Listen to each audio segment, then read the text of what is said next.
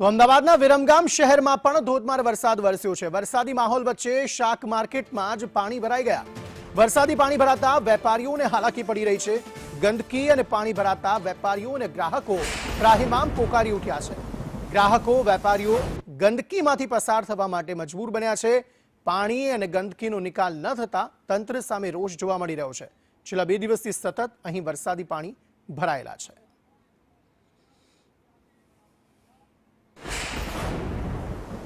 અમે તો 2002 થી અહીંયા નોકરી કરી રહ્યા છીએ, પણ એટલું પાણી આવી ગયું અમે ખુદ કંટાળી ગયા। પણ શું કરીએ, ગામમાં કોઈ ધંધા ના હોય તો માણસો માર્કેટમાં આવે, બરાબર।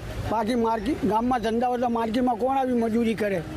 અમે પેટ માટે અહીંયા આવી રહ્યા છીએ, બરાબર। વેપારી તો શું કરે, અમારે ઢીચણ ખલાસ થઈ ગયા, પગ ખલાસ થઈ ગયા, તો શું કરીએ? ખર્ચીનાથી ચલાવવું મજૂરી વગર।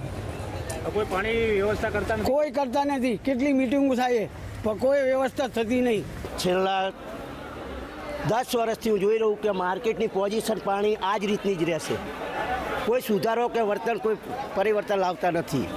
અમે લારી લઈને બધે ફરીએ, જ્યાં જઈએ ત્યાં ફરીએ, બધે પાણીમાં ફરીએ, અમારા પગ ફોગાઈ જાય અને પાણીમાં ફરીએ, માલ અમારો બગડે।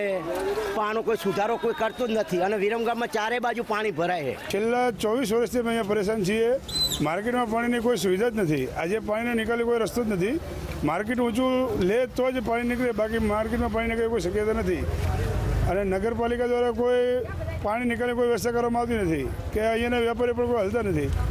ગ્રાહક પણ પરેશાન છે અને અમે પરેશાન છીએ। પ્રોબ્લેમ હે ને આજકાલ કરતા 30 વર્ષથી પ્રોબ્લેમ હે, આજને કંઈ નથી। અમે એકવાર 3 દિવસ માર્કેટ બંધ રાખી પણ કોઈ શેઠે અમારું સાંભળ્યું નથી અને આમ નામ હે કાયમ ગંદકી હોય છે।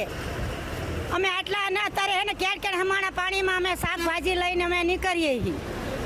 આજકાલનો પ્રોબ્લેમ નથી કંઈ।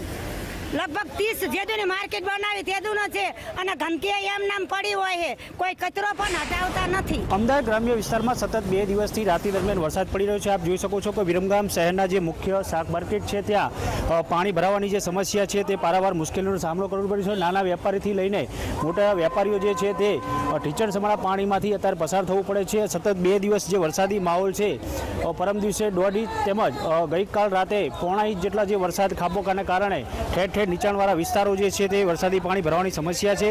બીજી બાજુ વિરમગામ નગરપાલિકા તંત્ર દ્વારા દર વખતે પ્રી મોન્સૂન પ્લાનની કામગીરી હાથ ધરવામાં આવતી હોય છે, તેવામાં આ સીધી જ પોલ ખુલી જतेવાળા દ્રશ્યો અત્યારે વિરમગામ શહેરમાં સામે આવ્યા છે।